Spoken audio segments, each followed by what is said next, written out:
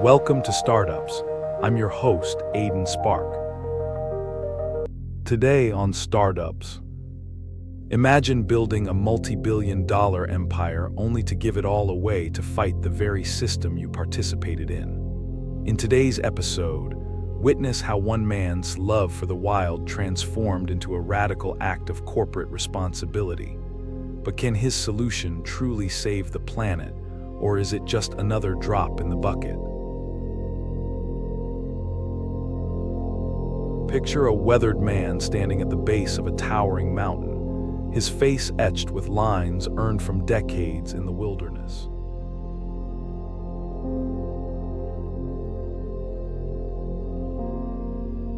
In that simple statement lies the seed of a revolution that would transform how we think about business, purpose, and profit. You might wonder how a self-proclaimed dirtbag climber ended up building a billion-dollar company, only to give it away to fight climate change. Metal strikes metal in a small California workshop.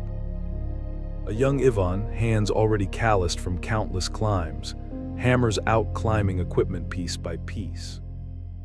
The rhythmic percussion echoes his father's blacksmith work back in Maine. But this isn't just about making gear. Each piton he forges carries the weight of survival itself. When you're dangling thousands of feet above the ground, equipment failure isn't just inconvenient, it's fatal.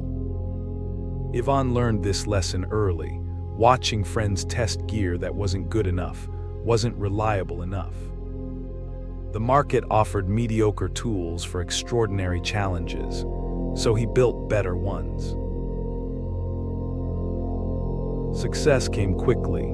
Climbers recognized quality when they saw it. Soon, Chouinard Equipment was the largest supplier of climbing hardware in North America. But one day, while scaling a favorite route in Yosemite, Yvon noticed something that would shatter his world.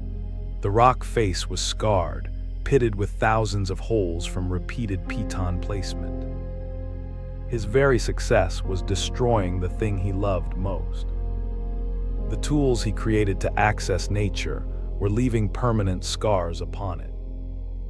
Have you ever achieved something only to realize your victory carried an unexpected cost? In that moment of crisis, most would have continued business as usual. The market was strong, profits were good. But Yvon couldn't ignore what he saw. He gathered his team and announced they would completely reinvent their core product, switching to aluminum chocks that could be wedged by hand and removed without damage to the rock. It was a massive gamble. Their entire inventory of pitons, their bread and butter, would become obsolete.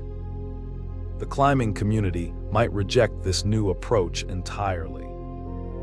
But Yvon knew something that would define his future decisions.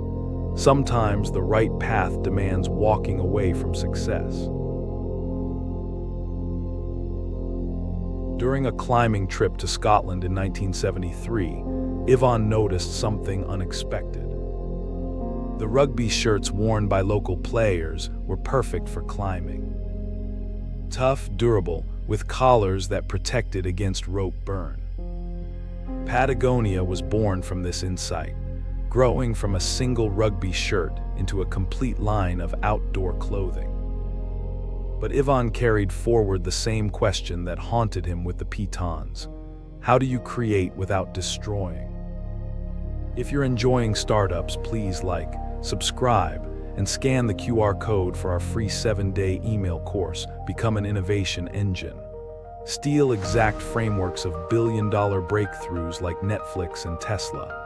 Now, back to the episode. By the late 1980s, Patagonia was soaring. The company had become synonymous with quality outdoor gear and environmental consciousness. Then came the recession of 1991. Orders plummeted. For the first time, Patagonia had to lay off employees. Yvon found himself facing a stark reality. Success had made them vulnerable. In the depths of this crisis, he did something extraordinary.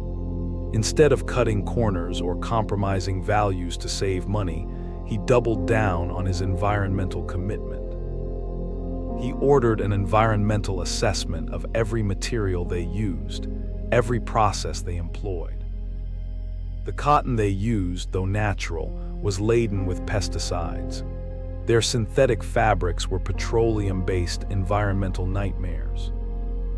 The truth was uncomfortable. They were part of the problem they claimed to fight. What happened next would reshape not just Patagonia, but the entire concept of corporate responsibility. The company switched entirely to organic cotton, despite higher costs and initial quality challenges. They began making fleece jackets from recycled plastic bottles. They launched Worn Wear, encouraging customers to repair rather than replace their gear. Each decision prioritized planet over profit.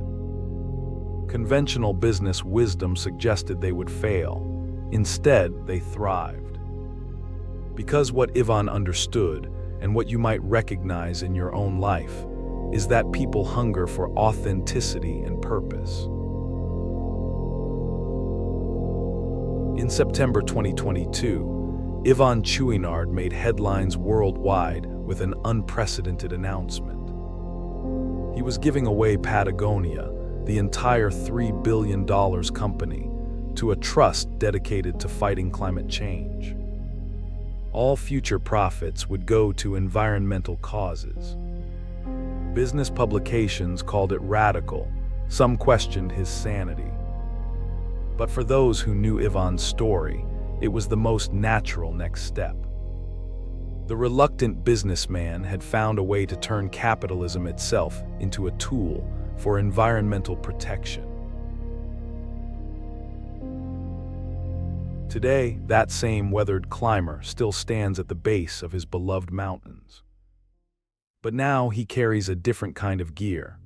The knowledge that business can be a force for good, that profit and purpose aren't opposing forces, and that the most powerful changes often come from questioning our most basic assumptions. What Yvon's journey teaches isn't just about business or environmentalism. It's about the courage to follow your conscience, even when it leads you down an unexpected path. It's about recognizing that success isn't measured in dollars, but in impact. The mountain still calls, but now it asks a different question: what will you build? And more importantly, what are you willing to give up to build something that truly matters? The next time you face a choice between convenience and conviction, remember the climber who turned the business world upside down.